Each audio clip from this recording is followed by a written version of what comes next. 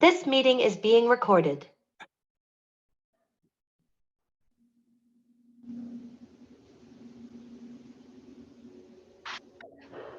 حضرات میوٹ کر لیجیے اپنے آپ کو. جناب السلام علیکم. بسم اللہ الرحمن الرحیم.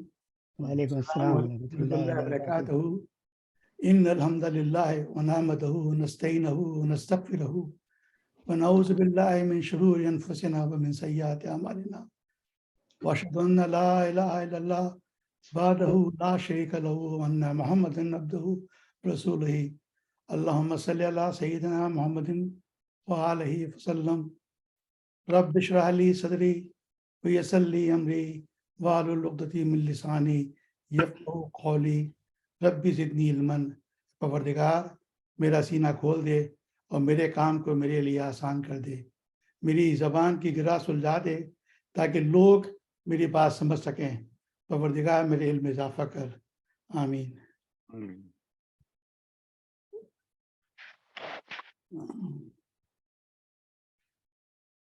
ذرا سا میں آج کے موضوع سے متعلق تعارف کرا دوں کہ آج انشاءاللہ ہم یہ سورہ نساء کی جو کہ زمان نزول کے اعتبار سے 92 سورت ہے اور مدینے میں نازل ہوئی تھی، اس کا رکوع نمبر 6 ہم کریں گے، جس کے اندر کوئی 9 آیات ہیں لیکن مضامین کافی ہیں، کوئی 10-11 مضامین ہیں مختلف. میں اس سے بعد میں آؤں گا تلاوت سے کے بعد. اس میں خاندان کی تنظیم ہے، خاص طور سے معاشرتی احکام اور ہدایات کے بارے میں زور بیان حقوق بھی دیا گیا ہے. تو انشاءاللہ اس کو میں تفصیل سے بات کروں گا تلاوت کے بعد میں. آئیے تلاوت دیتا ہوں.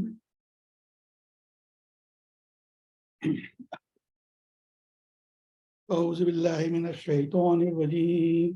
بسم اللہ الرحمن الرحیم.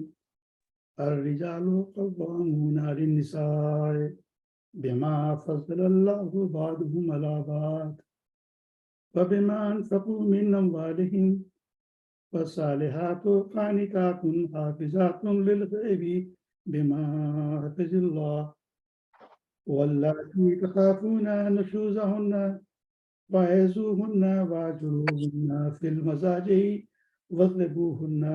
جو ہے آپ کی آواز صاف نہیں ہے ابھی. وَإِنْ أَطَعْنَاكُمْ فَلَا تَبْغُوا عَلَيْهِنَّ سَبِيلًا إِنَّ اللَّهَ كَانَ عَلِيًّا كَبِيرًا. وَإِنْ خِفْتُمْ شِقَاقَ بَيْنِهِمَا فَابْعَثُوا حَكَمًا مِنْ أَهْلِهِ وَحَكَمًا مِنْ أَهْلِهَا إِنْ يُرِيدُوا إِصْلَاحًا يُوَفِّقِ اللہ بینہما ان اللہ کان علیما خبیرا. وَاعْبُدُوا اللَّهَ وَلَا تُشْرِكُوا بِهِ شَيْئًا وَبِالْوَالِدَيْنِ إِحْسَانًا وَبِذِي الْقُرْبَى وَالْيَتَامَى وَالْمَسَاكِينِ وَالْجَارِ ذِي الْقُرْبَى وَالْجَارِ الْجُنُبِ وَالصَّاحِبِ بِالْجَنبِ وابن السبيل وما ملكت أيمانكم إن الله لا يحب من كان مختالا فخورا. الذين يبخلون ويأمرون الناس بالبخل ويكتمون ما آتاهم الله من فضله وأعتدنا للكافرين عذابا مهينا. والذین ينفقون أموالهم رئاء الناس ولا يؤمنون بالله ولا باليوم الآخر ومن يكن الشيطان الله قرينا فساء قرينا. وماذا عليهم لو آمنوا بالله واليوم الآخر وأنفقوا مما رزقهم الله وكان الله بهم عليما. إن الله لا يظلم مثقال ذرة وإن تك حسنة يضاعفها ويؤتي من لدنه أجرا عظيما. وكيف إذا جاء من كل أمة بشهيد وجئنا بك على هؤلاء شهيدا. يومئذ يود الذين كفروا وَأَسَرُّوا الرَّسُولَ لَوْ تَسَوَّى بِهِمُ الْأَرْضُ وَلَا يَكْتُمُونَ اللَّهَ حَدِيثًا صدق اللہ العظیم۔ حضرت یہ تو کا تھا، میں اس کا ترجمہ پیش کرتا ہوں جو مفہومی سے میں نے لیا ہے۔ یہ ترجمہ نقل شاید صحیح ہوگا آپ لوگوں کے لیے۔ مرد عورتوں پہ قوام ہیں، نگراں ہیں، اس بنا پہ کہ اللہ نے ان میں سے ایک کو دوسرے پہ فضیلت دی، اور اس بنا پہ کہ مرد اپنے مال خرچ کرتے ہیں، پس جو صالح عورتیں ہیں وہ اطاعت شعار ہوتی ہیں اور مردوں کے پیچھے اللہ کی حفاظت و نگرانی میں ان کے حقوق کی حفاظت کرتی ہیں۔ اور جن عورتوں سے تمہیں سرکشی کا اندیشہ ہو انہیں سمجھاؤ، تو آپ گاؤں میں ان سے علیحدہ رہو اور مارو، پھر اگر تم وہ تمہاری مطیع ہو جائیں تو خواہ مخواہ ان پہ دست درازی کے بہانے تلاش نہ کرو۔ یقین رکھو کہ اوپر اللہ موجود ہے جو بڑا اور بالاتر ہے۔ اگر تم لوگوں کو کہیں میاں بیوی کے تعلقات بگڑ جانے کا اندیشہ ہو تو ایک حکم مرد کی بہت شکریہ، ایک حکم مرد رشتہ داروں میں سے اور ایک عورت کے رشتہ داروں میں سے مقرر کرو، وہ دونوں اصلاح کرنا چاہیں گے تو اللہ ان کے درمیان موافقت کی صورت نکال دے گا۔ جی موافقت کی صورت نکال دے گا، اللہ سب کچھ جانتا و باخبر ہے۔ شکریہ۔ اور تم سب اللہ کی بندگی کرو، اس کے ساتھ کسی کو شریک نہ بناؤ، ماں باپ کے ساتھ نیک برتاؤ کرو، قرابت داروں اور یتیموں اور مسکینوں کے ساتھ حسن سلوک سے پیش آؤ، پڑوسی رشتہ دار سے، اجنبی ہمسائے سے، پہلو کے ساتھی سے اور مسافر سے، اور ان لونڈی غلاموں سے جو تمہارے قبضے میں ہیں احسان کا معاملہ رکھو۔ یقین جانو اللہ کسی ایسے شخص کو پسند نہیں کرتا جو اپنے پندار میں مغرور اور اپنی بڑائی پہ فخر کرے، اور ایسے لوگ بھی اللہ کو پسند نہیں ہیں جو کنجوسی کرتے ہیں اور دوسروں کو بھی کنجوسی کی ہدایت کرتے ہیں، اور جو کچھ اللہ نے اپنے فضل سے انہیں دیا ہے اسے چھپاتے ہیں۔ ایسے کافر نعمت لوگوں کے لیے ہم نے رسوا کن عذاب مہیا کر رکھا ہے۔ اور وہ لوگ بھی اللہ کو ناپسند ہیں جو اپنے مال محض لوگوں کو دکھانے کے لیے خرچ کرتے ہیں، در حقیقت نہ اللہ پر ایمان رکھتے ہیں نہ روز آخر پر۔ سچ یہ ہے کہ شیطان جس کا رفیق ہو اسے بہت بری رفاقت میسر آ گئی ہے۔ آخر ان لوگوں پہ کیا آفت آ جاتی اگر وہ اللہ اور روز آخر پر ایمان رکھتے اور جو کچھ اللہ نے دیا ہے اس میں سے خرچ کرتے۔ اگر یہ ایسا کرتے تو اللہ سے ان کی نیکی کا حال چھپا نہ رہتا۔ اللہ کسی پر ذرہ برابر بھی ظلم نہیں کرتا۔ اگر کوئی ایک نیکی کرے تو اللہ اسے دوچند کرتا ہے اور پھر اپنی طرف سے بڑا اجر عطا فرماتا ہے۔ پھر سوچو کہ اس وقت یہ کیا کریں گے جب ہر امت میں سے گواہ لائیں گے اور ان لوگوں پہ تمہیں یعنی محمد صلی اللہ علیہ وسلم کو گواہ کی حیثیت سے کھڑا کریں گے۔ اس وقت یہ سب لوگ جنہوں نے رسول کی بات نہ مانی اور اس کی نافرمانی کرتے رہے تمنا کریں گے کہ کاش زمین پھٹ جائے اور اس میں سما جائے، وہاں یہ اپنی کوئی بات اللہ سے نہ چھپا سکیں گے۔ تو آپ کو اندازہ ہو گیا ہوگا کہ اس میں کافی مضامین ہیں۔ میں مختصراً بتا دوں سننے سے پہلے رضوی صاحب جی ذرا ایک منٹ بیک کر کے یہ عربک ٹیکسٹ لے کر آئیں گے ذرا، کون سا عربی کا جو ٹیکسٹ تھا نا اسی کو لائیں گے ذرا۔ جی جی جی جی بس یہیں رک جائیے ٹھیک ہے۔ یہ کون سا ٹیکسٹ ہے جو کہ جس کے اندر کہ ہر لفظ کے اوپر تقریباً ایک گول دائرہ بنا ہوا ہے، اور دوسری چیز یہ ہے کہ مثال کے طور پہ آخری لائن ہے بہم الارض اور اس کے بعد یہ الف جو لکھا ہوا ہے، تو صاحب یہ آپ کے اپنے فونٹ میں، میرے پاس یہ نہیں ہے۔ آپ کے فونٹ جو آپ کے سسٹم میں اس میں ہے، یہ چیز میرے پاس نہیں ہے۔ اور یہ جو ہے یہ اگر آپ اردو کا ٹیکسٹ اردو کا فونٹ لگائیں گے تو یہ آتا ہے مولانا مودودی کی اس میں سے۔ جی بھائی میرے پاس بھی آ رہا ہے۔ ہاں یہ فونٹ کی بات ہے کہ آپ کی سیٹنگ کیا ہے فونٹ؟ ہاں انہوں نے کیا کیا ہے کہ اردو کا فونٹ لگایا ہوا ہے، وہ مولانا مودودی کی تفہیم جو ہے نا آن لائن اس پر अच्छा अच्छा उस, तो मेरा उससे बेहतर है ई कुरान वाली, सही उसका टेक्स्ट बहुत अच्छा है। सही। डॉक्टर साहब ये इशू मेरे पास नहीं है, ये गालिब हमारे अपने कंप्यूटर की सेटिंग के ऊपर है ये। मगर आप इसको अगर कॉपी करके कहीं करेंगे तो वो टेक्स्ट अगर आप पीडीएम सलीमिया को लगा दें तो अरबी टेक्स्ट वो से अच्छा हो जाएगा। सही, शुक्रिया। मतलब ये जो कैरेक्टर जो हैं वो उसमें नहीं आएंगे। ये वो नहीं नहीं फिर है, नहीं आएंगे, मेरे पास नहीं है, मैं आपको उसके वो भेज दूंगा तो आप देख लेंगे मेरे पास क्या है। ठीक है ठीक है ठीक है ठीक है। पीडीएम सलीम में नहीं आएंगे। ये भी चेक कर लीजिएगा कि ये ईरानी ना हो, नहीं नहीं ईरानी नहीं है, ईरानी फॉन्ट भी ये- ऐसा होता है। ये ईरानी नहीं है, ये उर्दू का टेक्स्ट जब अप्लाई हो जाता है तो ये होता है, सही, गोल दो गोल दायरे आने लगते हैं। सही, बिल्कुल सही। ठीक है चलिए तो जज़ाक हजरत हमने अब तक जो है सूरह निसा के शुरू से लेके यहाँ तक जितने भी अहकाम आते अब तक, यानी यहाँ तक की बात हो रही है, सारे अहकाम हिदायत जो हैं वो औरतों के हुकूक से मुताल्लिक़ आई हैं, जिसमें उस जुल्म उस अलम को मिटाया गया है जो पूरी दुनिया पे में ख़वातीन पे हुआ करता था। इस्लाम ने औरतों को वो इन तमाम इंसानी हुकूक दिए जो मर्दों को हासिल है। अगर औरतों के ज़िम्मे मर्दों की कुछ खिदमत आयद की हैं तो मर्दों पर भी औरतों के फ़रज़ वाज़े कर दिए गए हैं। और दूसरे इसमें हुक्कुल इबाद का एहतमाम किया गया है। इसमें शुरू के पार्ट में मेन जो चीज़ है वो ख़ानदान की तंजीम के लिए हिदायत दी जा रही है, और वहाँ मर्द की हाकिमियत का जिक्र है और उन हुकूक का जिक्र है जो औरतों को दिए गए हैं। और उसके बाद बताया गया है कि वो नेक बीवियाँ जो इसको मानती हैं कि मर्द की हाकिमियत है वो कौन सी होती है, उनका रवैया क्या होता है। फिर एक और ये ख़ानदान के हवाले से एक और बात जो की गई है, तो कभी तनाज़ा पैदा हो जाता है मियाँ बीवी में, उसको किस तरीके से हल किया जाए। उसके बाद इसमें ज़िक्र है हुक्कुल इबाद का, और उसके और दिखावे की बात है, और आखिर में बताया गया है कि भाई जब मुकदमा तुम्हारे सामने अल्लाह के सामने पेश होगा तो तुम्हारा प्रोसिक्यूटर कौन होगा, ज़रा ये जहन में रखो। तो ये मज़ामीन है।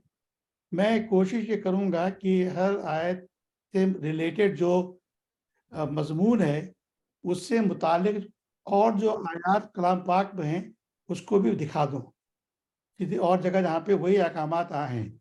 और दूसरे मैं कोशिश करूँगा कि उससे रिलेटेड जो हदीस हैं वो भी पेश कर दूँ ताकि एक वाज़ेह पिक्चर सामने आ जाए।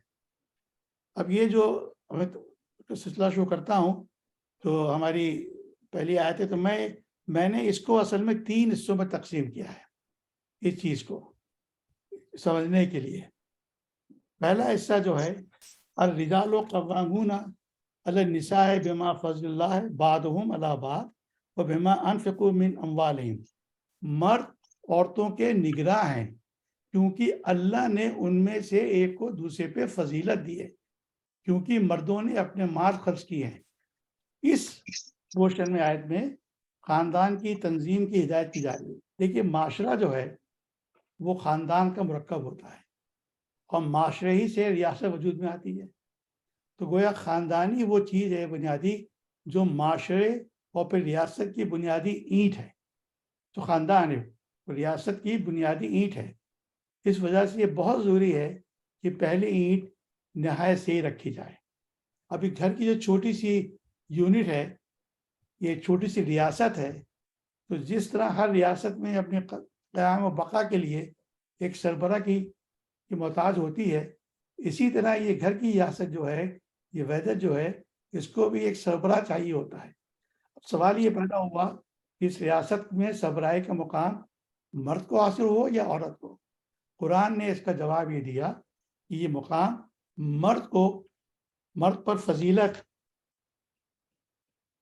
कुरान ने इसका जवाब ये दिया कि मुकाम मर्द को औरत पे फजीलत बख्शी है। और क्यों बख्शी है? क्योंकि मर्द में बाज़ ऐसे सिफात हैं जो औरतों में मुकाबलतन कम है।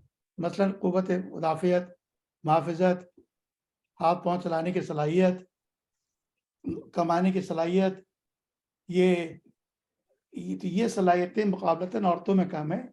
और दूसरी वजह ये बताई है कुरान ने कि मर्द ने औरत पर अपना माल खर्च किया है, यानी बीवी बच्चों की माशी और किफ़ालती जिम्मेदारी तमाम तर अपने सर उठाई है। अब जाहिर है ये जिम्मेदारी उनको इत्तेफाक़न नहीं दी गई, बल्कि अल्लाह ताला ने उनमें ये सलाहियत फजीलत दी है कि تو وہ اس کا حق ادا کر سکتا ہے.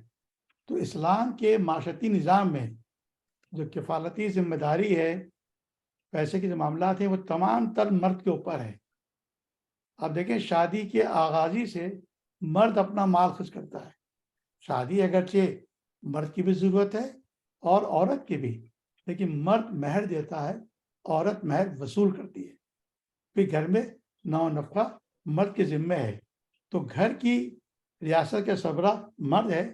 اس میں کہ یہی موضوع سورہ بقرہ میں آیا ہے، وَالرِّجَالُ عَلَيْهِنَّ درجہ، کہ مردوں کے مقابلے میں درجہ، اور مردوں کو ان کے مقابلے میں درجہ بڑھا ہوا ہے سورہ بقرہ میں. کیونکہ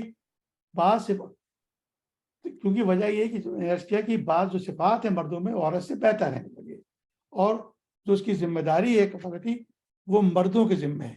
تو یہاں قرآن نے بالکل واضح کر دیا. لیکن قرآن نے بعض جگہ پہ آگے جا کے یہ بتایا ہے کہ یہ جو مردوں کی جو حکومت ہے یہ کلی فضیلت نہیں ہے، یہ عامریت نہیں ہے، بلکہ قرآن پھر کہتا ہے سورہ بقرہ میں کہ ان ترادوا منہما وتشاوروا، دونوں ماں باپ یعنی آپس کی رضامندی اور باہمی مشورے سے. تو یہ ایبسلوٹ پاور نہیں دی گئی ہے، اس کی ہدایت کی گئی ہے کہ امور خانہ داری میں بیوی کے مشورے سے کام کریں. مرد شرع اور مشورے کا پابند ہے، محض اپنی طبیعت کی تقاضے سے کوئی کام نہیں کر سکتا. پھر یہ بھی کہا گیا آگے ایک اور جگہ پہ سورہ مائدہ میں کہا گیا ہے کہ عاشروہن بالمعروف، کہ تم لوگوں سے، عورتوں کے ساتھ اچھا سلوک کرو. تو مگر یہ بھی رکھے ذہن میں رکھیں، میں نے کہا یہاں یہ کلی فضیلت کی بات نہیں ہے، ایبسلوٹ اس کی نہیں ہے. بعض دوسرے پہلو میں عورت کو فضیلت دی گئی ہے اور عورت کو بنایا گیا انسان. مثلاً عورت گھر سنبھالنے اور بچوں کی پرورش اور نگہداشت کی صلاحیت رکھتی ہے، وہ مرد میں نہیں ہے. تو اس وجہ قرآن نے ابہام سے انداز بنایا جس میں مرد عورت دونوں کا کسی نہ کسی پہلو سے صاحب فضیلت ہونا نکلتا ہے. تو لہٰذا اس حکم سے خواتین کو رنجیدہ نہیں ہونا چاہیے. یہاں ایک حدیث ہے جو میں عرض کروں کہ بخاری کی، حضور نے فرمایا ہے کہ وہ لوگ کبھی نجات نہیں پا سکتے جو اپنا والی کسی عورت کو بنائیں. اب آگے بات جو ہو رہی ہے وہ بات ہو رہی ہے نیک بیویاں، وہ بیویاں جو اللہ کے احکام کو مانتی ہیں، جو شوہر کو اپنا نگراں سمجھتی ہیں. وہ ان کی خوبی کیا ہے؟ قرآن فرماتا ہے کہ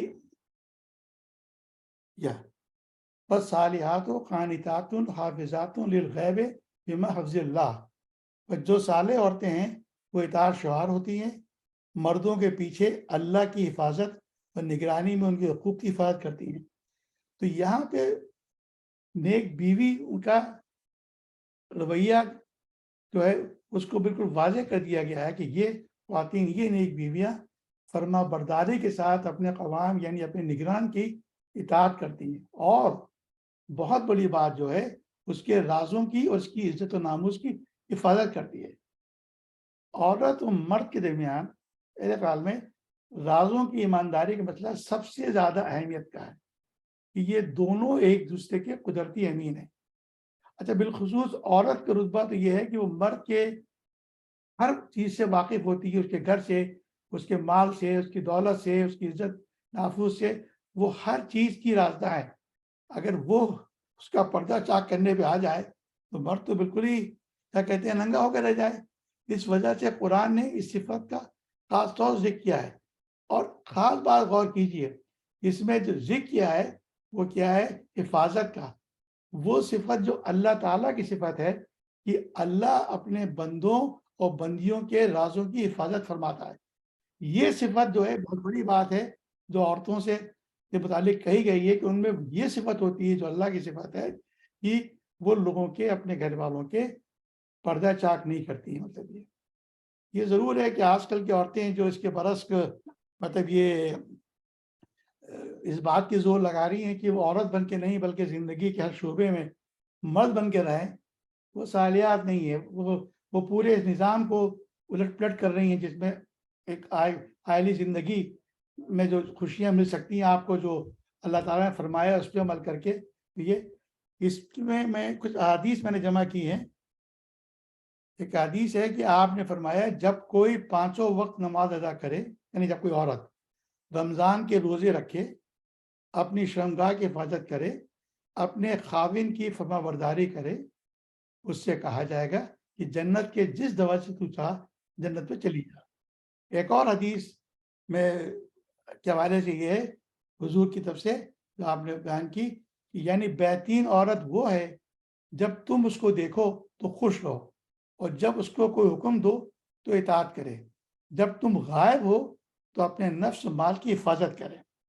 اب اس آیت کا جو تیسرا حصہ ہے وہ ہے اس کا دوسرا کیس۔ یہ پہلا کیس یہ تھا کہ وہ عورتیں جو کہ نیک عورتیں جو کہ مرد کو گھر کا نگراں مانتی ہیں اور اللہ کے دیے ہوئے احکامات پہ کرتی ہیں وہ، لیکن یہاں دوسری عورتوں کا ذکر آ رہا ہے کہ اگر وہ ایسی عورتیں جو نہیں مانتی ہیں تو ان کی اصلاح کس طرح کریں۔ تو وہ ہے اور جن عورتوں سے تمہیں سرکشی کا اندیشہ ہو انہیں سمجھاؤ، وہ آپ گاہوں میں ان سے علیحدہ رہو اور مارو، پھر اگر تم وہ تمہاری مطیع ہو جائیں تو خواہ مخواہ ان پہ دست درازی کے لیے بہانے تلاش نہ کرو، یقین رکھو کہ اللہ موجود ہے۔ تو یہاں ذکر ہو رہا ہے نافرمان بیوی کی اصلاح۔ اچھا، اس کی وجہ نزول جو ہے جناب حضرت حسن بصری فرماتے ہیں کہ ایک مرتبہ خاتون نے حضور کے سامنے اپنے خاوند کی شکایت کی کہ کہا کہ وہ ایک انصاری اپنی بیوی کو لے کر حاضر ہوئے۔ اس عورت نے حضور سے کہا یا رسول اللہ، میرے اس خاوند نے مجھے تھپڑ مارا ہے، بس آپ نے بدلہ لینے کا حکم ہی دیا تھا کہ یہ آیت اتری اور بدلہ نہ دلوایا۔ ایک اور اسی حوالے ایک اور بھی اسی قسم کی آیت ہے کہ ایک خاتون آئی، کہا کہ خاوند نے مجھے مارا ہے، اس کا نشان میرے چہرے پر ہے، تو اس وقت یہ آیت اتری۔ تو بیسیکلی یہ ادب سکھانے کے لیے جو ہے یہ آیت آئی تھی۔ تو اس میں کہا کہ جا رہا ہے واللاتی تخافون نشوزہم، وہ عورتیں جس سے تمہیں سرتابی کا اندیشہ۔ تو یہاں چیز سمجھنے کی ہے کہ یہاں سرتابی سے مراد کیا ہے؟ اگر کسی عورت کے رویے میں ظاہر ہو کہ وہ سرکشی کی راہ پہ چل پڑی ہے اور مرد کو نگران نہیں مانتی ہے اور وہ نظام دھرم بھرم ہو سکتا ہے، تو اس صورت میں مرد کو کچھ تعلیمی اختیارات دیے گئے ہیں، مگر یہ اختیارات صرف اس صورت میں دیے گئے ہیں جہاں پہ سرکشی ہو، سرتابی ہو اور نظام تباہ ہو سکتا ہے۔ یہ وہاں اختیار نہیں ہے کہ عورت کی ہر کوتاہی پہ، غفلت پر، بے پرواہی پہ، ڈس ایگریمنٹ پہ، اپنی رائے کو نہ ماننے پہ اور یہ اپنی مرد کی خواہش نہ ماننے پہ، وہاں یہ لاگو نہیں ہے۔ صرف وہاں لاگو ہے کہ کوئی عورت ایسا قدم اٹھائے جس سے گھر کا نظام تباہ ہو سکتا ہے اور مرد کی جو قوامیت ہے یا نگرانی والی پاور اس کو نہ مانے، گھر میں بدامنی ہو سکتی ہے۔ اس صورت میں اللہ تعالیٰ نے واضح فرمایا ہے کہ 3 طریقے ہیں۔ کیا ہیں؟ فَعِزُوهُنَّ وَاهْجُرُوهُنَّ فِي مَضَاجِعِ وَاضْرِبُوهُنَّ، انہیں سمجھاؤ، خواب گاؤں میں سے ان سے علیحدہ رہو اور مارو۔ پہلا مرحلہ یہ ہے نصیحت اور ملامت۔ تو فَعِزُوهُنَّ پہلا مرحلہ سمجھانے بجھانے کا ہے، جس میں ڈانٹ ڈپٹ بھی شامل ہے، اور نصیحت و ملامت سے کام نہ چلے تو پھر دوسرا مرحلہ آتا ہے پہلے کے بعد ان کو اپنے آجروہن فی مزاجہی، کہ ان سے اپنا بے تکلفانہ ملنا جلنا طے کر لو، تاکہ انہیں اندازہ ہو جائے انہوں نے اپنی روش نہ بدلی تو اس کے نتائج جو ہیں بڑے خراب ہو سکتے ہیں۔ ان سے اپنا بستر علیحدہ کر لو، ان کے ساتھ تعلق زن و شوہر کا کچھ عرصے کے لیے منتقل کر لو۔ یہ سیکنڈ اسٹیج ہے۔ اور آخری درجہ یہ بتایا گیا، آخری حد جو ہے وہ آجروہن فی مزاجہی، عذبوہن، کہ اگر وہ روش نہ بدلیں تو مرد کو جسمانی سزا دینے کا بھی اختیار ہے، لیکن صرف اس حد تک ہونی چاہیے جس طرح ایک معلم یا مؤدب استاد اپنے زیر تربیت شاگرد کو دیتا ہے۔ تو اور یہاں پہ حضور نے یہ واضح کر دیا ہے کہ سزا ایسی نہیں ہونی چاہیے جس کے کوئی پائیدار اثر چھوڑ جائے۔ پھر اس کے بعد یہ رضوی صاحب آپ سوال ابھی لیں گے یا اگر سوال اس سے متعلق ہے جو میں نے کہا بات سمجھ میں نہیں آئی تبھی لے لوں ورنہ بعد لے لوں گا. جو میں نے کہا کہ وہ بات سمجھ میں نہیں آئی تو یقیناً میں وضاحت کر دوں گا جی ٹھیک ہے زبیر صاحب آپ کا کیا خیال ہے؟ ورنہ بعد میں سمجھتا ہوں. نے میرا سوال یہ ہے شوکت بھائی کہ ابھی جو آپ نے حدیث کا ذکر کیا کہ اس کی شان نزول کیا تھا جی کہ دو عورتیں آئیں جی جی جی اور تو مردوں نے کیا کیا تھا؟ ان کو مارا تھا نا. اس نے کہا کہ میرے شوہر نے مجھے مارا ہے. نہیں سوری، عورتوں نے کیا کیا تھا جو مردوں نے مارا؟ مجھے علم اللہ علیہ السلام مجھے علم لہر ہے کچھ وہ ہوا ہوگا لیکن بات جو تھی وہ جو بتانے والی بات ہے کہ وہاں پہ پہلے حضور نے کہا کہ تم بھی مارو بدلہ لو تو وہاں یہ آیت آ گئی کہ نہیں تم بدلہ اس طرح نہیں لے سکتے عورتوں مردوں کو اختیار ہے مارنے کا چاند خاص چیزوں کے معاملات میں. ٹھیک اچھا تو اس حدیث میں یہ ذکر نہیں ہے کہ عورت نے کیا کیا تھا؟ نہیں مجھے نہیں معلوم اس کے بارے میں. اوکے. اچھا اب اس میں جو ایک اور بات کی جا رہی ہے وہ یہ جو بہت ضروری بات ہے کہ اگر یہ اصلاح ہو جائے تو اس کے بعد اس کو بھلا دینا چاہیے دل میں. یعنی اگر عورت بغاوت کے بجائے اطاعت پہ آ جائے تو پچھلی شکایتوں بھول جانا چاہیے. اس سے انتقام لینے کے بہانے نہیں ڈھونڈنے چاہیے. بار بار اپنی قوام میں بھی نگران پن کے زوم میں آ کے یہ نہیں بھول جانی چاہیے کہ سب سے بلند سب سے بڑا اللہ تعالیٰ ہے. تو لہٰذا تو یہ جو اور یہ بھی کہا گیا ہے کہ تینوں باتیں ایک وقت میں آپ نہیں کر سکتے. ایک کے بعد ایک کریں گے اور کن حالات میں کریں گے. تو اس میں جو حدیث میں نے جو بتائی تھی وہ یہ کہ حضور نے فرمایا تھا کہ منہ پہ نہ مارا جائے، بے رحمی سے نہ مارا جائے اور ایسی چیز سے نہ مارا جائے جو جسم پر نشان چھوڑے. تو پھر وہ آج جو میں نے کہا کہ اگر وہ فاتاناکم فلا تبغوا علیہن سبیلا ان اللہ کان علیم کبیرہ، پھر اگر وہ تمہاری مطیع ہو جائیں تو خواہ خواہ ان پہ دستدرازی کے بہانے تلاش نہ کرو. یقین رکھو کہ اللہ اوپر موجود ہے جو بڑا بالا تر ہے. جی یہ قمر نیاز کا سوال ہے وہ لے لیجیے. جی بتائیے.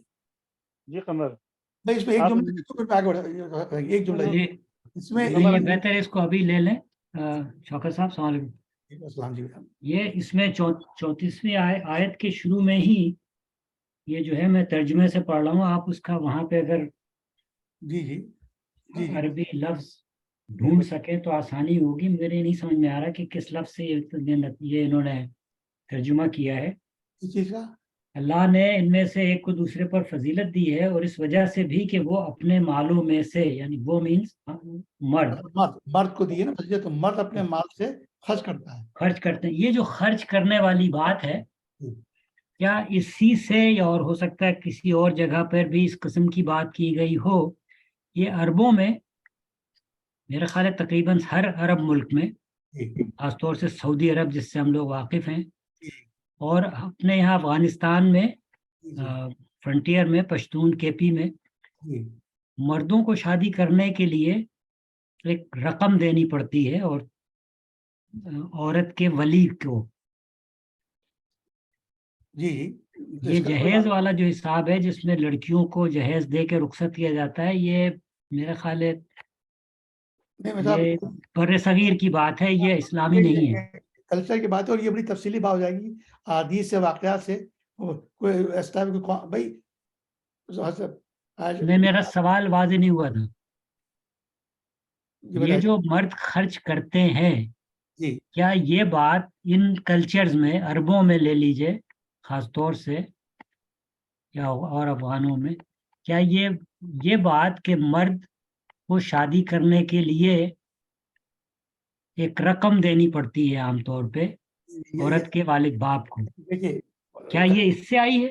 نہیں دیکھیے ہمارے ساتھ انڈرسٹینڈنگ یہ ہے مرد کے ذمہ مہر دینا ہے، بس یہ ہے مہر اور کچھ نہیں ہے. اور اس کے بعد شادی کے بعد جتنی ذمہ داری ہے مالی وہ اٹھانی ہے مرد.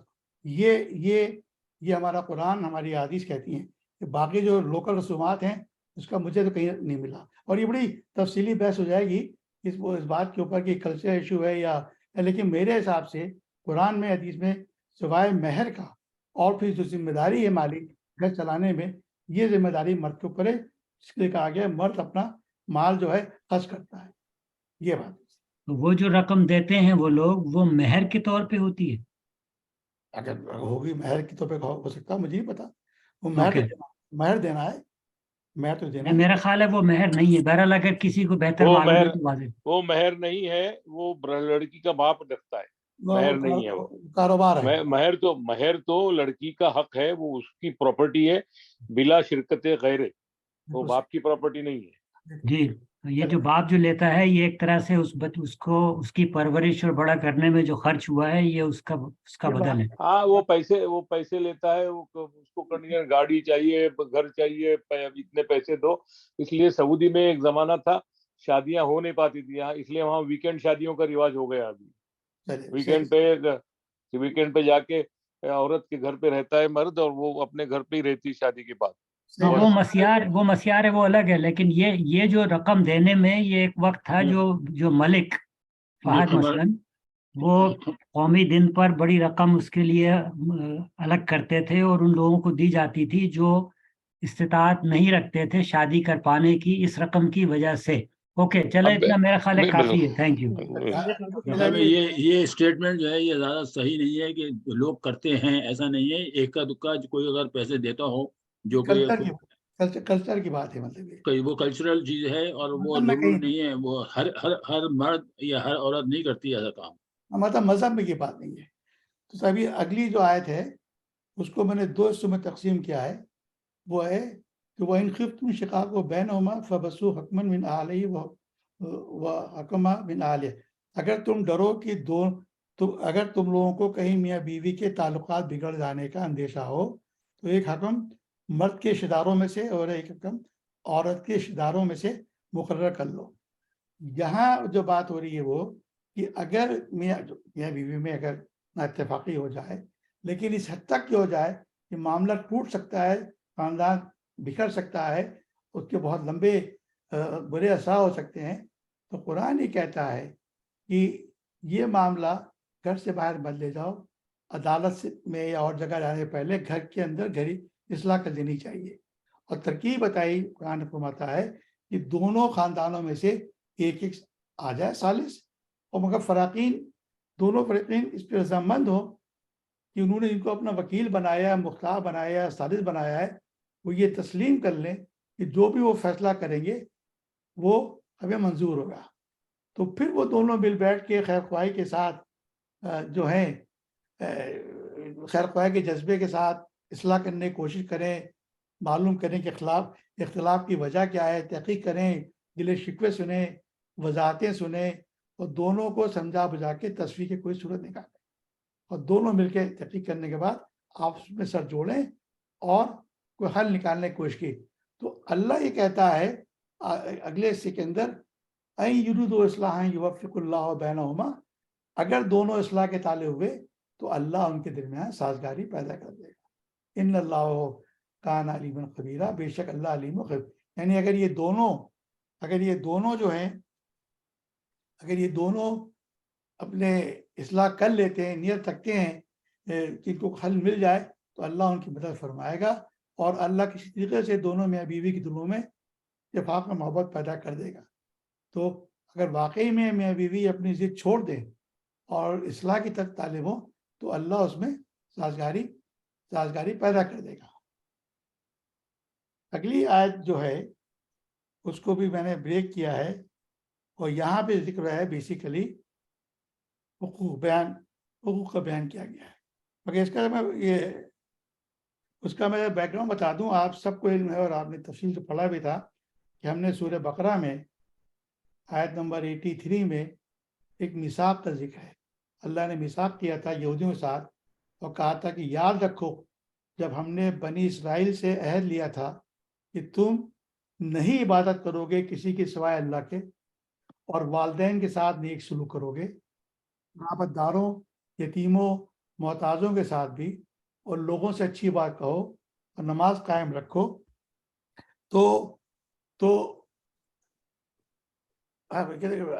لوگوں سے اچھی بات کرو، نماز قائم کرو، زکوٰۃ دو.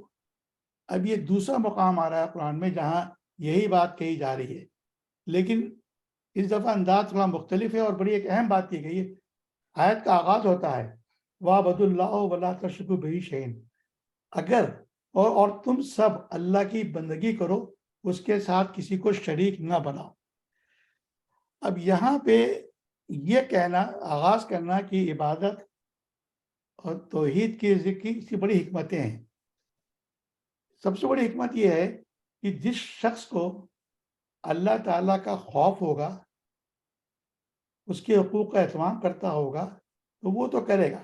جو شخص کے پاس اللہ کا خوف نہیں ہے اور اللہ کے حقوق یعنی عبادت وغیرہ نہیں کرتا ہے، تو اس سے کوئی توقع نہیں ہے کہ وہ کسی دوسروں کے حقوق کو ادا کرے گا۔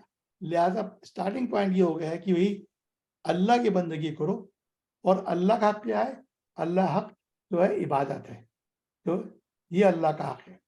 اس کے بعد پھر ذکر ہو رہا ہے جو وہ لوگ ہیں جن کو قرآن کہتا ہے جن کے حقوق ہیں، جو 8 ہیں، میں پڑھتا ہوں، وہ بالوالدین احسانا بالوالدین احسانا وذی القربى ویتاما والمساکین والجار ذی القربى وجار جنب وصاحب الجنب وابن السبیل وما ملکت ایمانکم۔ ماں باپ کے ساتھ نیک برتاؤ کرو، قرابت داروں اور یتیموں اور مسکینوں کے ساتھ حسن سلوک سے پیش آؤ، اور پڑوسی رشتہ دار سے، اجنبی ہمسائے سے، پہلو کے ساتھی اور مسافر سے، اور ان کی لونڈی غلاموں سے جو تمہارے قبضے میں ہیں۔ اب یہاں پہ اللہ تعالیٰ نے 8 حقوق بتائے ہیں۔ بندوں کا سب سے بڑا حق ہے ان کے ساتھ احسان کا ہے، انفاق کا ہے۔ یہ بندوں کے اوپر احسان کریں، انفاق کریں۔ اللہ کا حکم جو ہے وہ عبادت کا ہے، مطلب یہ کہ ٹھیک۔ تو خدا کے بعد یہاں کہا جاتا ہے سب سے بڑا حق والدین کا ہے۔ اس لیے اللہ کو اس لیے ہے کہ یہ انہی والدین کی وجودی کی وجہ سے تو آدمی آیا دنیا کے اندر چیز ہے، اور اسی نے تو پرورش کی ہے، مگر ان کا جو حق ہے والدین کا وہ عبادت کا نہیں ہے، احسان کا ہے۔ عبادت کا حق صرف اللہ کا ہے۔ اس کے علاوہ جو لوگوں کے حقوق ہیں وہ آپ کے احسان اور آپ کے انفاق خرچ کرنے کے ہیں۔ اور یہی بات آپ لوگ پڑھ چکے ہیں سورہ لقمان میں کہ یعنی لقمان جو اپنے بیٹی کو ہدایت دے رہے تھے کہ یعنی میرا شکر ادا کرو اور اپنے ماں باپ کا شکر ادا کرو۔ اور یہی بات سورہ اسراء میں آئی ہے، جس کا ترجمہ میں پڑھتا ہوں کہ اور تمہارے پروردگار نے یہ حکم دیا ہے کہ اس کے سوا کسی کی عبادت نہ کرو، والدین کے ساتھ اچھا سلوک کرو، اگر والدین میں سے کوئی ایک یا دونوں تمہارے پاس بڑھاپے کا پہنچ جائیں تو انہیں اف تک نہ کہو، نہ انہیں جھڑکو، بلکہ ان سے عزت کے ساتھ بات کیا کرو۔ تو یہ والدین کے بارے میں 2-3 جگہ میں نے آپ کو بتایا، سورہ لقمان، سورہ اسراء اور سورہ نساء میں۔ اس سلسلے میں کچھ احادیث ہیں جو میں پیش کر رہا ہوں آپ کے سامنے، کہ حضرت صلی اللہ علیہ وسلم نے فرمایا کہ جو شخص یہ چاہے کہ اس کے رزق اور عمر میں برکت ہو، اس کو چاہیے کہ صلہ رحمی کرے، یعنی رشتہ داروں کے حقوق ادا کرے۔ ترمذی کی ایک حدیث ہے، اللہ تعالیٰ کی رضا باپ کی رضا میں ہے، اور اللہ تعالیٰ کی ناراضگی باپ کی ناراضگی میں ہے۔ ایک اور جگہ ملتا ہے ہم کو حدیث کی صورت میں کہ حضور نے فرمایا کہ جو لڑکا اپنے والدین کا مطیع و فرمانبردار ہو، جب وہ اپنے والدین کو عزت یا محبت کی نگاہ سے دیکھتا ہے تو ہر نظر میں اس کو حج مقبول کا ثواب ملتا ہے۔ ایک اور روایت ملتی ہے کہ حضور نے فرمایا کہ تمام گناہوں کی اللہ تعالیٰ معاف فرما دے گا، لیکن جو شخص ماں باپ کی نافرمانی اور دل آزاری کرے گا، اس کو آخرت سے پہلے دنیا ہی میں طرح طرح کی آفتوں میں مبتلا کر دیا جائے گا۔ یہ بڑی واضح حدیث ہیں اور آیت ہے کہ کتنی اہمیت ہے والدین کے حقوق کو ادا کرنے میں۔ اس کے بعد دوسرا خاطہ ہے قرابت داروں کا، جو کہ دراصل ماں باپ کے حوالے سے پیدا ہوتے ہیں، اور اس میں حکم دیا گیا ہے کہ ان سے حسن سلوک کرو۔ تو اور آپ سب لوگ جو ہر جمعے کو سنتے ہیں قرآن کی آیت ہر خطبے میں، ان اللہ یامر بالعدل والاحسان وایتاء ذی القربی، ہر دفعہ چلتے ہیں، یعنی اللہ تعالیٰ حکم دیتے ہیں کہ سب کے ساتھ انصاف اور حسن سلوک کا رشتہ اور رشتہ داروں کے حقوق ادا کرو۔ تو دن میں اتنی مالی استطاعت ہے تو انہیں چاہیے کہ اپنے ضرورت مند رشتہ داروں کی خبر گیری کریں، معلوم کریں اور ان کو لک آفٹر کریں۔ بخاری کی ایک حدیث ہے کہ جو شخص یہ چاہے کہ اس کو رزق اور بخاری کی حدیث ہے کہ جو شخص یہ چاہے کہ اس کے رزق اور عمر میں برکت ہو تو اسے چاہیے کہ صلہ رحمی کرے، یعنی اپنے رشتہ داروں کے حقوق ادا کرے۔ حضرت سلمان فرماتے ہیں حضور کے حوالے سے کہ صدقہ عام مسکینوں اور فقیروں کو دیتے ہیں تو صرف صدقے کا ثواب ملتا ہے، اگر زیرہم رشتہ داروں کو دیا جائے تو اس میں 2 ثواب ہوتے ہیں، ایک صدقے کا اور دوسرا صلہ رحمی یعنی رشتہ داروں کا۔ یہ ترمذی ملے گی آپ کو حدیث ہے۔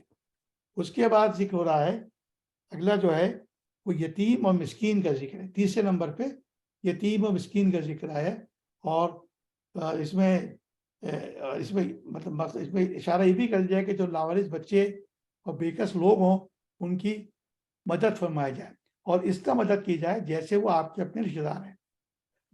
چوتھے نمبر پہ ذکر ہے پڑوسی کا۔ اچھا، پڑوسی کے سلسلے میں 3 قسم کے پڑوسی ہوتے ہیں، تو الجار ذی القربہ، الجار جنب الجار۔ تو پہلی قسم جو ہے الجار ذی القربہ یعنی پڑوسی بھی ہے اور اس کی آپ کے ساتھ رشتہ داری بھی ہے، یعنی آپ کا پڑوسی بھی ہے اور آپ کا عزیز بھی ہے، تو اس کے 3 حق ہیں۔ دوسری کیٹیگری ہے کہ آپ کا پڑوسی ہے لیکن رشتہ داری نہیں ہے، قرابت داری نہیں ہے، اس کے 2 حق ہیں۔ اور تیسرا جو پڑوسی ہے صاحب جنب، یعنی جو وقتی طور پہ ہوتا ہے کہ آپ کے ساتھ سفر کر رہا ہے، جیسے ہم لوگ بیٹھے ہوئے آپس میں ملنا جلنا ہے، جانا ہے، ساتھ بیٹھ رہے ہیں، تو یہ بھی جو ہے پڑوسی کی اس میں آتا ہے اور اس کا بھی حق ہے۔ مطلب یہ تو یہ 3 قسم کے پڑوسی ہیں۔ تو اس میں ایک حدیث ہے کہ ایک پڑوسی کو پیٹ بھر کر کھانا جائز نہیں جبکہ اس کا پڑوسی بھوکا ہو۔ آپ سب آخر میں بڑی مشہور آیت ہے۔ 7ویں نمبر پہ بات ہو رہی ہے، 7ویں نمبر پہ بات ہو رہی ہے یہ راگیر کا، یعنی وہ شخص جو سفر کے دوران آپ کے پاس آئے، آپ کے مہمان بنے، ضرورت مند ہے، اجنبی آدمی ہے، آپ جانتے نہیں ہیں، معلوم نہیں کہاں سے آیا کہاں جا رہا ہے، تو اس کو قرآن فرماتا ہے ہمارے نگاہ سے اس سے ہمارا ایک تعلق ہے اور اس کا بھی حق ہم پر ہے، ہمیں اپنی باعث استطاعت اس کے ساتھ اچھا سلوک کریں، اچھا سلوک رویہ بھی ہے، پیسے بھی ہیں، کھانا بھی ہے، جو بھی آپ کر سکتے ہیں، تو راگیر کا حق بھی ہے۔ اور آخر میں 8ویں نمبر پہ کہا گیا ہے غلام باندھی نے آپ کے ملازمین جو آپ کے پاس ہیں، جو آپ کے یہاں کام کرتے ہیں، ان کو حق ادا کریں، ان کو اپنی حسن سلوک رویہ اختیار کریں، اپنے استطاعت کے مطابق کھانا کھلائیں، پہنائیں، وقت پہ تنخواہ دیں، مطلب ذاتی نہ کریں، بخل نہ کریں، ان کی مدد کریں۔ تو یہ 8 لوگوں کے بارے میں بتایا اس دوسری آیت میں۔ آخر میں اللہ تعالیٰ فرماتے ہیں بڑا واضح طور کے اوپر، ان اللہ لا یحب من کان مقبولا، اللہ تعالیٰ ایسے شخص کو پسند نہیں کرتے جو متکبر اور دوسروں پہ اپنی بڑائی جماتا ہے۔ یہ دراصل جو پچھلے احکامات دیے گئے تھے کہ ان کے حقوق ادا کی جائے، اس کا ایک جملہ تکمیلہ ہے کہ اس میں کوتاہی وہی لوگ کرتے ہیں جن کے دلوں میں تکبر و فخر ہوتا ہے۔ اگر تکبر و فخر نہ ہو تو ان جو 8 ہم نے بتائے قصے اس میں جو ہے ان کی مدد کرتے ہیں۔ تو اللہ تعالیٰ سب مسلمانوں کو اس سے محفوظ رکھے۔ کہ تکبر کے حوالے سے کچھ احادیث میں نے جمع کی ہیں، کہ ایک تو یہ ہے عبداللہ مسعود سے روایت ہے کہ وہ شخص جہنم میں ہمیشہ کے لیے نہیں جائے گا جس کے دل میں رائی کے دانے کے برابر ایمان ہو، اور جنت میں ایسا کوئی شخص نہیں جائے گا جس کے دل میں رائی کے دانے کے مقدار میں تکبر ہو۔ یہ کتنی بہت اہم بات ہے مطلب ہماری روزمرہ زندگی میں۔ اچھا، ایک اور حدیث میں ذکر کیا گیا ہے، حضور نے فرمایا کہ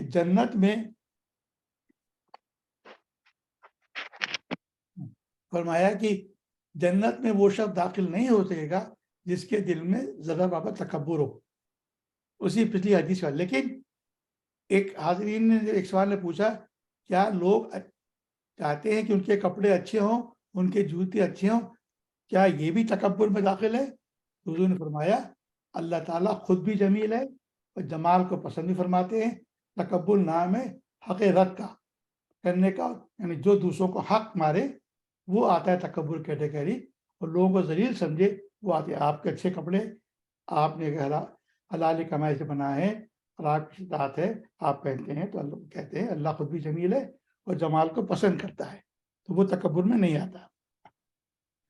اب جو آیت آ رہی ہے اس میں ذکر ہوا ہے ان لوگوں کا یہ رضوی صاحب یہاں پہ میرے خیال سے سوال ہے یہ اسی سے متعلق معین زبیری صاحب کا۔ جی بتائیے۔ رضوی صاحب یہ بتائیں، یہ جو پڑوسی کا حق جو ہے جی جس انداز میں یہاں بیان کیا گیا ہے، جی یہ تو بہت ہی سخت قسم کا ہے، اس کا جو یعنی انداز۔ سب تو نہیں ہے بلکہ واضح کر دیا گیا کہ آپ کے پڑوسی 3 قسم کے ہیں اور ان کا حق آپ کو یعنی سخت ان معنوں میں ہے کہ 3 قسم کا ڈیفائن کر دیا، اور پھر یہ ہے کہ اس کے ساتھ یہ کرنا ضروری، اور پھر اس کے درجہ یہ ان سے زیادہ بڑا ہے جب بھی آپ اگلی تشریح کرنے والے ہیں اور اس کے بعد والی۔ جی تو اب ہم یہاں کس طریقے سے اس کو اپلائی کریں؟ یہاں مثال کے طور پہ میرے برابر میں چائنیز رہتا ہے، آپ کے برابر میں کوئی گورا رہتا ہے، پاکستانی رہتا ہے، یا کوئی بھی رہتا ہے پڑوسی، تو یا اگر آپ پاکستان میں بھی لے لیں تو کیا کریں آدمی پڑوس میں جا کے پوچھیں؟ آپ مجھ سے زیادہ واقف ہیں۔ اللہ تعالیٰ سوائے زکوٰۃ کے جس نے محدود کر دیا مسلمانوں کو، باقی سب کے لیے، چاہے کسی قوم کا ہو، کسی مذہب کا ہو، کسی دین کا ہو، سب نہیں، میں کی بات نہیں کر رہا، میں تو پڑوسی کی بات کر رہا ہوں۔ نہیں میں تو آپ کا پڑوسی کسی مذہب، کسی قبیلے، کسی کا ہو، اس کا وہی حق ہے جو ایک مسلمان پڑوسی کا ہے۔ وہ سب میں کہہ رہا ہوں کہ اس کو رائج کیسے کیا جائے؟ میں کیا کروں؟ جا کے پڑوسی سے پوچھوں روزانہ جا کے؟ نہیں آپ ضروری پوچھنے کی آپ کو اندازہ، آپ پہلی بات تو حسن سلوک، آپ ملاقات تو کریں، ملے صحیح، معاملات تو آپ اپنے عزیز سے کیسے ملتے ہیں؟ صحیح بات ہے، مطلب یہ آپ کو خود تجسس کرنا ہوگا، انشور کرنا ہوگا۔ جناب اقبال صاحب، جی انمیوٹ کر لیں اپنے آپ کو اندر۔ اقبال صاحب بولے دونوں بار ان کی آواز سنیں گے انشاءاللہ۔ مشکل مسئلہ ہے سارا۔ جس طرح اپنے عزیزوں کو کرتے ہیں، جیسے کہا جمال صاحب نے، ویسے ان کے لیے۔ جی انور بھائی، انور اپنے آپ کو انمیوٹ کریں۔ جی اب آواز آ رہی ہے میری؟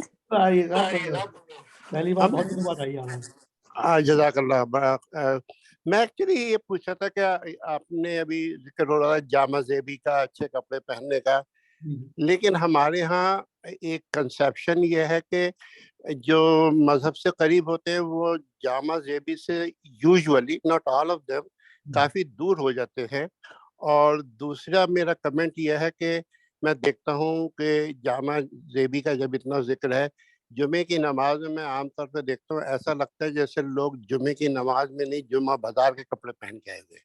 تو بس مجھے ذرا سا یہ اس میں کوئی سوال نہیں ہے، صرف ایک کمنٹ ہے میرا۔ بھائی آپ کے اس سوال کا جواب جو اس آیت کے بعد جو آیت ہوگی اس سے مل جائے گا۔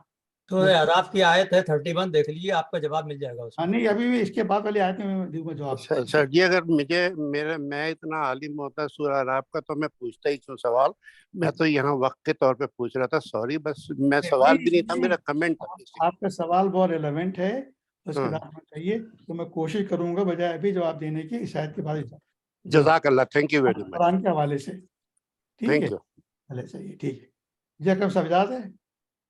جی لیکن میں صرف یہ گزارش کروں گا کہ جب آپ اس موضوع کو جواب دیں تو پھر جمال صاحب بھی جو ہے نا وہ سورہ اعراف کا ذکر کر رہے ہیں، اس کا بھی حوالہ دے دیں تاکہ مکمل ہو جائے۔ بسم اللہ۔ اگلی جو آیت ہے وہ اب اسی سلسلے میں ہو رہی ہے جس کا ذکر انور اقبال سے فرما رہے ہیں اور لوگ فرما رہے ہیں، وہ ہے بیسیکلی پہلی جو آیت ہے وہ کنجوسی کے بارے میں۔ اللہ تعالیٰ فرماتے ہیں الذین یبخلون ویامرون الناس بالبخل، ایسے لوگ بھی اللہ کو پسند نہیں ہیں جو کنجوسی کرتے ہیں اور دوسروں کو بھی کنجوسی کی ہدایت کرتے ہیں۔ اب آپ دیکھیے، پہلے تو اس کا حضرت ابن عباس کے حوالے سے روایت یہ ہے کہ یہ آیت دراصل مدینہ میں یہودیوں کے حق میں نازل ہوئی تھی۔ یہ لوگ ظاہر ہے آپ کو پتہ ہے بے انتہا مغرور تھے اور انتہائی درجے کے کنجوس تھے، مال خرچ کرنے میں بے انتہا کنجوسی کرتے تھے، نہ مال میں بلکہ اس علم کو بھی چھپاتے تھے جو انہیں اپنی علمی کتابوں سے حاصل ہوا تھا۔ ان کتابوں میں حضور کے واسط کے بارے میں بڑا واضح بشارت تھی، بلکہ قرآن کی آیت یہ ہے وہ حضور کو اس طرح پہچانتے تھے جیسے اپنی اولاد، لیکن اس کو چھپاتے تھے، انکار کرتے تھے۔ تو یہ جو ان کا بخل تھا، اس کے سلسلے میں حضرت ابن عباس کا کہنا یہ کہ یہ آیت جو ہے وہ نازل ہوئی تھی چیز یہ۔ اب جو بات ہو رہی ہے کہ بخل کرتے ہیں، دیکھیں جن میں شیخ خوری اور عقل ہوتی ہے نا وہ بخیل ہوتے ہیں، اس لیے کہ غرور اور تکبر عام طور پہ دولت کی بنیاد پہ ہوتا ہے. انہیں معلوم ہوتا ہے کہ ہمارے پاس جو دولت ہے اگر یہ خرچ ہو گئی تو ہمارا مقام نہیں رہے گا، لوگوں کی نظر میں ہماری عزت نہیں رہے گی، لہذا وہ اپنا مال خرچ کرنے کے بعد کنجوسی کرنے میں کنجوسی کرتے ہیں. اچھا انہیں یہ بھی اندیشہ ہوتا ہے کہ لوگ ہمیں ملامت کریں گے تم بڑے بخیل ہو، چنانچہ وہ خود لوگوں کو اس طرح کہتے ہیں مشورے، بابا اس طرح کھلا خرچ نہ کرو، خواہ خواہ پیسے نہ اڑاؤ، عقل کے ناخن لو، کچھ بچا لو، وقت پہ کام آئے گا. تو یہ ان لوگوں کے بارے میں اللہ تعالیٰ نے واضح کر دیا ہے کہ اللہ تعالیٰ کیا کہتے ہیں، اور آگے فرمایا وہ یکتمون ما آتاہم اللہ من فضلہ، اپنی دولت کو چھپا کے چھپاتے ہیں. تو کیونکہ انہیں اندیشہ یہ ہوتا ہے کہ اگر دولت ظاہر ہو گئی تو کوئی آ جائے گا مانگنے والا مسکی سو بنائے ہوئے، تو ان کے سامنے 10 سوال راضی نہ کرو. اور وہ چھپانے والی بات وہ آ گئی جو پھر انور صاحب نے کہا کہ آپ کی حیثیت ہے، آپ نہیں پہنتے، آپ اس لیے میں رہتے ہیں کہ آپ خود ہی لگے مسکین. تو وہ والی بات جو انور صاحب کہہ رہے ہیں وہ یہی ہے کہ اللہ تعالیٰ نے کہہ دیا اللہ ایسے لوگوں کو پسند نہیں کرتا. اس میں ایک حدیث ہے جو میں بس کروں جو بڑا ضروری ہے، یہاں جواب مل جائے گا. حدیث میں یہ ہے کہ اللہ جب کسی بندے پہ اپنی نعمت فرماتا ہے تو چاہتا ہے کہ اس کا اثر اس پہ ظاہر ہو. کہ وہ جو بات کی آپ پاس پیسے ہیں آپ کپڑے پہن کے نہیں ہے تو غلط کر رہے ہیں. حدیث یہ کہہ رہی ہے کہ چاہتا ہے، اور یہ حضور کی ایک دعا تھی، آپ لوگوں کو شاید یاد ہو، حضور دعا کرتے تھے کہ اے اللہ ہمیں اپنی نعمتوں پہ شکر گزار بنا اور ان کی وجہ سے ہمیں اپنا ثناء بنا، ان کو قبول کرنے والا بنا اور ان کی نعمتوں کو ہمیں بھرپور عطا کرے. تو اللہ کے فضل کو چھپانا یہ ہے کہ آدمی اس طرح رہے گویا کہ اللہ نے اس پہ فضل ہی نہیں کیا. مطلب کسی کو اللہ نے دولت دی ہے اور وہ اپنی حیثیت سے انتہائی گر کے رہ رہا ہے، نہ ایسے کپڑے پہنتا ہے، نہ اس طرح بیہیو کرتا ہے، اور نہ وہ اپنی ذات پہ خرچ کرتا ہے، نہ اپنے اہل و عیال پہ خرچ کرتا ہے، نہ بندگان خدا کی مدد کرتا ہے، نہ نیک کاموں میں حصہ لیتا ہے. تو لوگ دیکھیں گے یار یہ تو خود ہی مستحق ہے، اس کو چندہ وندہ دو. جیسے ہمارے لیڈران کی سب مسکین غریب ہیں، کوئی ٹیکس نہیں دیتا. تو اللہ تعالیٰ کو پسند نہیں کرتا. یہ دراصل اللہ تعالیٰ کی سخت ناشکری ہے. اور حدیث میں آیا ہے، یہ ضروری کا جواب مل جائے گا انور صاحب کا، اللہ جب کسی بندے کو نعمت دیتا ہے تو پسند کرتا ہے اس نعمت کا اثر بندے پہ ظاہر ہو، یعنی اس کے کھانے پینے رہنے سہنے لباس اس کے ہر چیز سے اللہ کی دی ہوئی ہے اس کی نعمت کا اظہار ہو. اور اس میں ایک اور بات بھی ہے کہ ایک اور بھی روایت ہے کہ حضور نے فرمایا کہ 2 آیتیں کسی مومن میں نہیں ہو سکتی. کوئی مومن جو ہے بخل اور بد اخلاق نہیں ہو سکتا، یعنی کنجوسی اور بد اخلاقی، یہ مومن کو ڈیفائن کیا ہے. تو وہ جو بات ہے کہ اگر لوگوں کے پاس ہے اس طرح اپنے کو مسکین ہر وقت ظاہر کرتے ہیں، چھپانا یہ غلط ہے، اللہ ان کو پسند نہیں کرتا. بڑے واضح یعنی اور بالکل صاحب ان کے لیے اللہ تعالیٰ فرماتے ہیں وَأَعْتَدْنَا لِلْكَافِرِينَ عَذَابًا مُهِينًا، ایسے ناشکروں کے لیے ہم نے بڑا اہانت آمیز عذاب تیار رکھا ہوا ہے. ہم نے ذلیل کرنے والوں کو جو والا عذاب ان کے لیے تیار رکھا ہوا ہے کہ جو اللہ کی نعمت پا کر اس کے شکر گزار حق گزار بندے بننے کے بجائے اکڑنے اترانے اور کنجوسی اور اس کے فضل کو چھپانے کے لیے. تو آئی ہوپ کہ وہ ایک سوال تھا اس کا جواب قرآن سے مل گیا کہ جو لوگ عمل کرتے وہ جو کرتے ہیں وہ غلط ہے اور ان کا انجام کیا ہوگا. اچھا اگلی آیت میں اسی کا بالکل الٹ ہے. یہ تو وہ لوگ تھے جو کہ چھپاتے تھے کنجوسی کرتے تھے، مطلب ایک دوسری کیٹیگری بھی ہے وہ دکھاوے کا انفاق. والذین ینفقون اموالہم رئاء الناس ولا یؤمنون باللہ ولا بالیوم الآخر ومن یکن شیطان لہ قرین فساء قرینا. اور وہ لوگ بھی اللہ کو ناپسند ہیں. پہلے وہ لوگ تھے ناپسند تھے کنجوس، اب یہ لوگ ہیں اللہ کو ناپسند ہیں جو اپنے مال محض لوگوں کو دکھانے کے لیے خرچ کرتے ہیں اور در حقیقت اللہ پر ایمان نہ وہ اللہ پہ ایمان رکھتے ہیں نہ روز آخرت پر. سچ یہ ہے کہ شیطان جس کا رفیق ہوا اسے بہت بڑی رفاقت میسر ہوئی. تو یہ تو دکھاوے کا، تو اس سے معلوم ہے کہ اللہ کے راہ میں جیسا بخل کرنا کنجوسی کرنا برا ہے ویسے ہی لوگوں کے دکھانے کے خرچ کرنا بھی برا ہے، اور یہ ایسا کام وہی کرتے ہیں جو شیطان ان کو بکلاتا ہے۔ دیکھیے دکھاوے کا انفاق، دکھاوے کا خرچ جو ہے دراصل کاروباری خرچ ہے، یعنی اگر خرچ کرتے ہیں تو میں دکھاوے کے لیے، اول تو اس سے لوگوں کو فائدہ نہیں پہنچتا جو اس کے اصل اقدار ہیں، کیونکہ وہ نمائش کے لیے کرتے ہیں، چاہے وہ دکھاوے کے خرچ کرنا ہو یا عبادت کرنی ہو چیز یہ، تو اس میں ایسے لوگوں کے بارے میں اللہ جو ہے پسند نہیں کرتا۔ اور اس میں حدیث میں پیش کرتا ہوں آپ کے سامنے، یہ حدیث ہے کہ 3 قسم کے لوگوں سے جہنم کی آگ سلگائی جائے گی، 3 قسم کے لوگوں سے جہنم کی آگ سلگائی جائے گی، وہ یہی ریاکار ہوں گے، ریاکار عالم، ریاکار غازی اور ریاکار سخی۔ ایسا سخی کہے گا باری تعالیٰ تیری ہر راہ میں نے اپنا مال خرچ کیا، تو اسے اللہ تعالیٰ کی جانب سے اس کو اللہ کا جواب ملے گا تو جھوٹا ہے، تیرا ارادہ تو صرف یہ تھا کہ تو سخی اور جواد مشہور ہو جائے، سو وہ ہو چکا، تو تیرا مقصود تو دنیا کی شہرت تھی، وہ تو مل گئی، تو وہ میں نے تمہیں دنیا میں دے چکا، بس تیری مراد پوری ہو چکی، اب تیرے لیے یہاں کچھ نہیں ہے۔ اگلی آیت جو ہے، اب بات ہو رہا ہے ان کفاروں کے بارے میں، ان لوگوں کے بارے میں جو انکاری ہیں، صرف ان پہ افسوس کیا رہا ہے کہ آخر ان لوگوں پہ کیا آفت تھی آ جاتی اگر وہ اللہ اور روز آخر پر ایمان رکھتے اور جو کچھ اللہ نے دیا ہے اس میں سے خرچ کرتے۔ اگر یہ ایسا کرتے تو اللہ سے ان کی نیکی کا حال چھپا نہ رہتا۔ تو دراصل یہاں پہ ان بدبختوں کا، ان برے لوگوں کا مطلب یہ کہ افسوس کیا جا رہا ہے کہ اگر یہ حضرات یہ بچ جاتے مصیبت سے، اگر یہ اللہ پر آخر پہ ایمان لائیں اور اللہ کے دیے ہوئے مال سے خرچ کریں تو آسان کام ہے، اس کی اختیار کرنے کوئی تکلیف نہیں ہوگی، مگر یہ نافرمان بن گئے۔ یہاں پہ اس میں ان تنگ دلوں اور کنجوسوں کی بدقسمتی کا ظاہر افسوس ہو رہا ہے، اور بتایا جا رہا ہے کہ ان کا انجام کیا ہوگا۔ یہ اللہ اور آخرت پر ایمان لانے والے اللہ کی راہ میں خود اس کی ہی بخشی ہوئی دولت کو خرچ کرنے کو نقصان سمجھتے ہیں۔ یہ سودا خسارے کا نہیں ہے، سودا نفع کا ہے۔ آگے اللہ تعالیٰ فرماتے ہیں، اور یہ اس سے آپ لوگ بہت واقف ہیں جو اس آیت سے، ان اللہ لا یظلم مثقال ذرۃ وان تک حسنۃ یضاعف ویؤتی من لدنہ اجرا عظیما۔ اللہ ذرہ برابر بھی کسی کی یک تلفی نہیں کرے گا، اگر ایک نیکی ہوگی تو اس کو کئی گنا بڑھائے گا، خاص اپنے پاس سے بڑا عطا فرمائے گا۔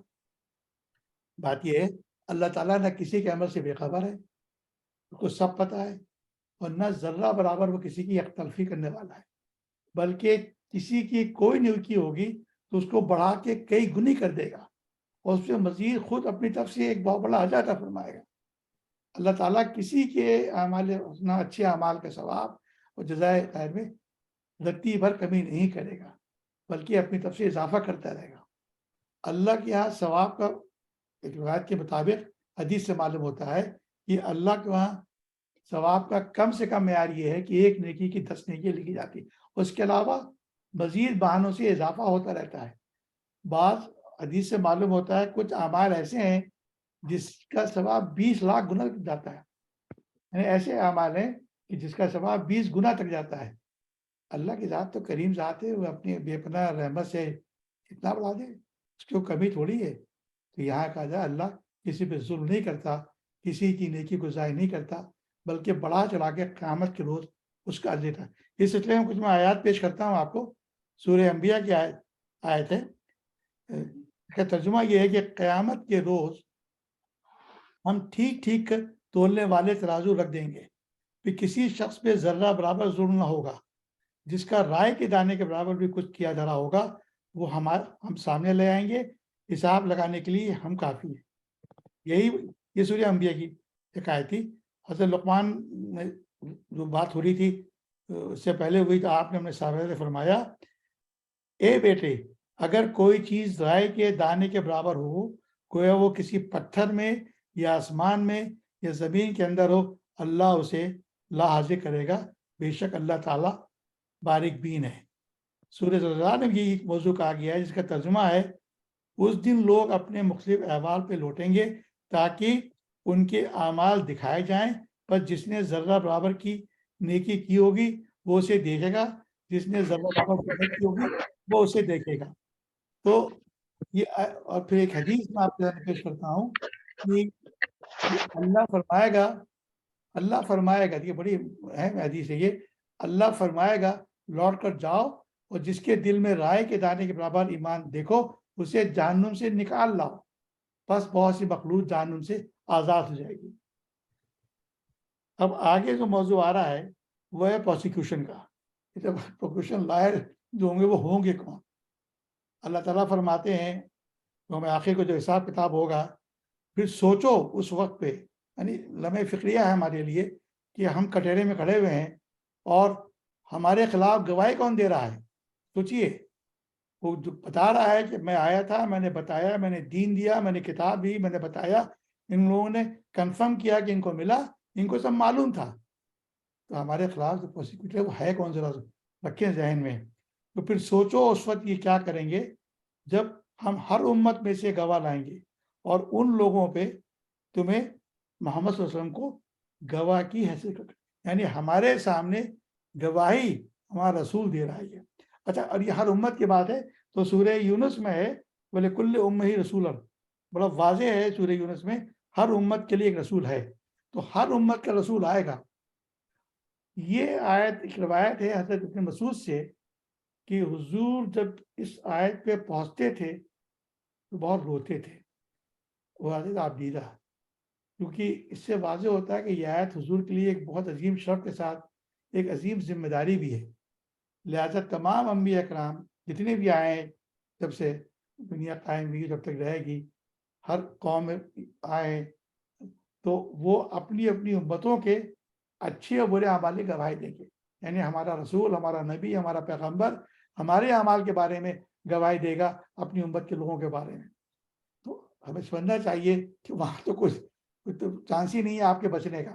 ہر دور کا پیغمبر اپنے دور کے لوگوں پہ اللہ کی عدالت میں گواہی دے گا کہ زندگی کا وہ سیدھا راستہ اور فکر و عمل کا جو صحیح طریقہ تھا، جس کی تعلیم آپ نے مجھے دی تھی، اسے میں نے ان لوگوں تک پہنچا دیا، اور یہی بات حضور بھی کہیں گے۔ آخری جو یہ آیت ہے وہ یہ ہے کہ اس وقت وہ سب لوگ جنہوں نے رسول کی بات نہ مانی اور اس کی نافرمانی کرتے رہے تمنا کریں کاش زمین پھٹ جائے اس میں سما جائے وہاں، یہ اپنی کوئی بات اللہ سے چھپا نہ سکیں گے۔ اب دیکھیں نا، پروسیکیوشن کورٹ میں کھڑے ہوئے ہیں، گواہ کون ہے، کیا رہا ہے، سوائے اس کے آپ کیا کر سکتے ہیں؟ تو یہاں پہ اصل میں کفاروں کی بدحالی کا ذکر ہے کہ یہ لوگ قیامت کے دن تمنا کریں گے کاش ہم زمین کا پیوند بن جائے، کاش زمین پھٹ جائے، اس میں دھس کر مٹی بن جائے اور اس وقت کے پوزگو عذاب سے نجات پا سکے۔ تو ہر امت میں ایک ہوگا نبی بیان دینے والا، تو ہمیں ذرا سوچنا چاہیے کہ کیا مطلب صورتحال ہوگی۔ تو یہ جو میں نے بیان کیا، میں ذرا بتا دوں، ریکیپ کر دوں مختصراً، یہ جو میں نے گفتگو کی اس کا خلاصہ کیا ہے۔ دیکھیے، اس میں شروع میں تو خاندان کی تنظیم کی ہدایت کی گئی کہ کون انچارج ہوگا، کس کے ذمہ کیا ہے، اور نیک بیویاں کون ہوتی ہیں، نافرمان کیا ہوتا ہے، اسے کس طرح ہینڈل کریں، اور پھر وہ حقوق دیے گئے عورتوں مردوں کو دونوں کو، اور سب سے ایک اہم بات جو بتائی گئی کہ اگر تعلقات خراب ہو جائیں تو اس کا طریقہ کیا ہے وہ بتایا گیا، اور حقوق العباد کا اہتمام کیا گیا چیزیں۔ یہ تو چند تھے اس کے موضوعات۔ اب وہ بات ہوتی ہے صاحب جو ہم نے پڑھا ہے، ہم نے کیا ہے، حاصل گفتگو کیا ہے۔ اب یہ حاصل گفتگو میں وہ بتا رہا ہوں جو میں سمجھتا ہوں، ضروری نہیں کہ آپ متفق بھی ہوں اس سے۔ میرے لیے اس سے جو سبق ہے جو میں سیکھ رہا ہوں پریکٹیکل، جس پہ مجھے عمل کرنا چاہیے، وہ دو ہیں، اور وہ کیا ہیں؟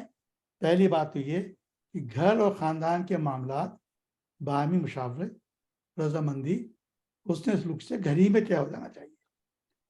یہ ہماری روزمرہ کی زندگی کا یہ اہم اصول سمجھتا ہوں جو ہمیں قرآن سے مل رہا ہے۔